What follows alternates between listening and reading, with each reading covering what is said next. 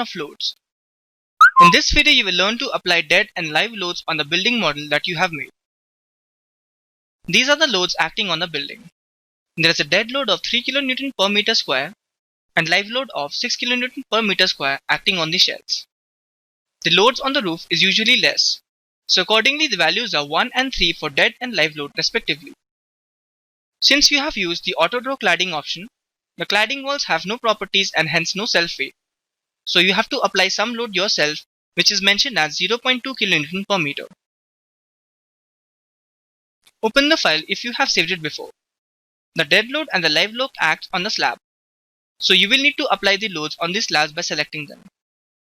After deleting the base slabs and changing the joints to fixed, go to any other story by changing the Z value using the up and down arrow keys as shown. For example, you can go to the story 1 as you have the slabs there. As you will be applying the same loads in all the floors, make sure you have all the stories options selected in the bottom right hand corner. Sometimes the option of selecting all stories or one story might disappear. In that case, you just need to go to the display menu and select show undeformed shape, and the option will come back. After making sure that all the stories option is selected, select the slabs one by one as shown. Do not select the whole area together, as it will also select the beams and columns together along with the slabs. Once all the slabs in all the stories are selected, you can now assign loads in them. First, you will be applying the dead load of 3 kN per meter square on the selected shells. Go to the Assign menu, select Shell Loads and click on Uniform. Change the load pattern's name to Dead and give uniform load of 3 as shown. Then click on Apply. The dead load of 3 kN per meter square has been applied on the selected shells on all the floors. Click on OK to exit. Now you have to apply live loads on the shell. The live loads will have to be applied on the same set of shells on all the floors as in the case of dead loads. So instead of selecting all the slabs one by one again, there is a shortcut to select objects you have selected in the step just before. For that, go to the Select menu and select Get Previous Selection.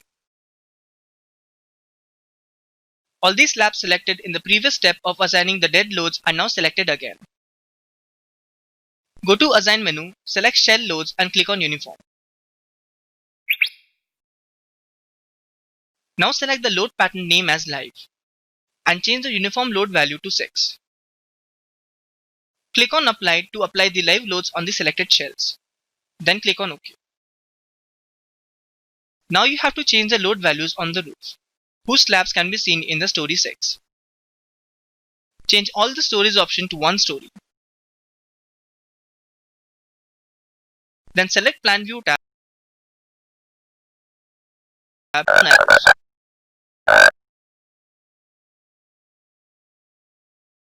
Now select the shells one by one in the Plan View tab. You can verify that only 12 shells that are the slabs on the roof are selected, as you had chosen one story option. You will be changing the load values in these 12 shells. In the Assign menu, go to the Shell Loads and click on Uniform. Select the load pattern name as Live and change the uniform load value to 3. Click on Apply and the roof slabs only will now have a uniform live load of 3 kN per meter square, while the slabs in other floors will still have previously assigned values. Similarly, to select the roof shells only again for assigning the dead loads only, go to the Select menu and click on Get Previous Selection. You will see that the roof shells have been selected again. Now go to the Assign menu and select Shell Loads and click on Uniform. Change the load pattern name to Dead and change the uniform load value to 1. Click on Apply and then click on OK.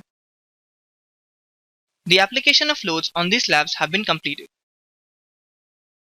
In the next video, you will further learn about the application of loads using E-tabs. Thanks for watching.